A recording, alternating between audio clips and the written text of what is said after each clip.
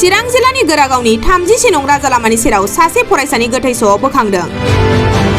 चिरां जिल्लानि गोरागावनि 30 नं राजा लामानि सेराव थांनाय हराव सासे फरायसानि गोथै सह बोखांनो हायो। फरायसानि गोथै सहनि बोखांनो हानाय फोरमान बिलाइनि बायदियै पाठशालायाव थानाय आनन्दराम बरुवा एकाडेमिनि फरायसा आरो क'क्राझार सहरनि थागिबि असिम बसुमतारिनि फिसाज्ला 19 बोसोर बैसोनि कृष्ण बसुमतारि होननानै सिनायथिदों।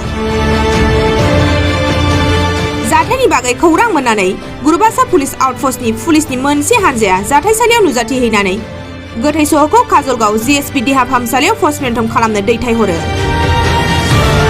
मिथिनो मोननाय बायदिब्ला फरायसा कृष्ण बसुमतारिया थांनाय शुक्रबारखालि फुंनिफ्रायनो फरायसालिनि हस्टेलनिफ्राय गोमानानै दंमोन।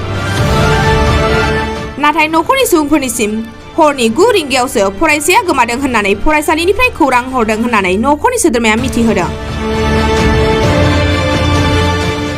मा जाहोननि थाखाय फरायसाया पाठशालानिफ्राय चिराङाव मोनफैखो आरो फरायसाया माबोरै जिउ गोमाखो बेनि बागै दासिमबो मिथिनाय जायाखै।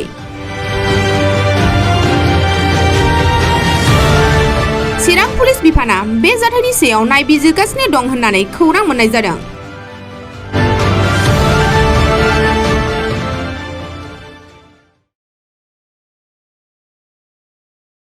आच्छा बे मोनाबिलि समाव बुंस'नो हायै आनन्दराम बरुवा हस्टेलनिफ्राय पौने 10टासोआव आंनो हस्टेलनि वार्डेन आंनो फन हरदों जे नोंथांनि फिसालाया कृष्ण कुमार बसुमतारिया हस्टेलाव गैया, दा बहा थांखो जोंबो मिथिया, ना न'आव थांदों ना बहा थांदों।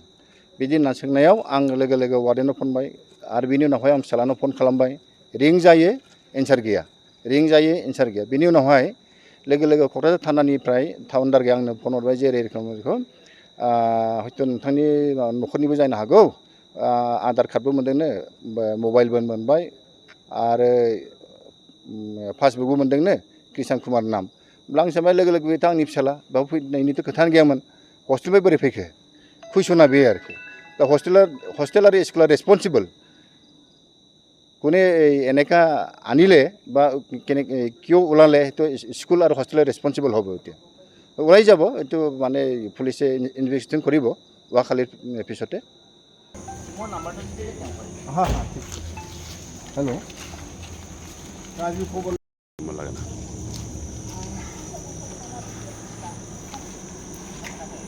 মোবাইলটো খালো তাতে চেষ্টা ওলাই যাব।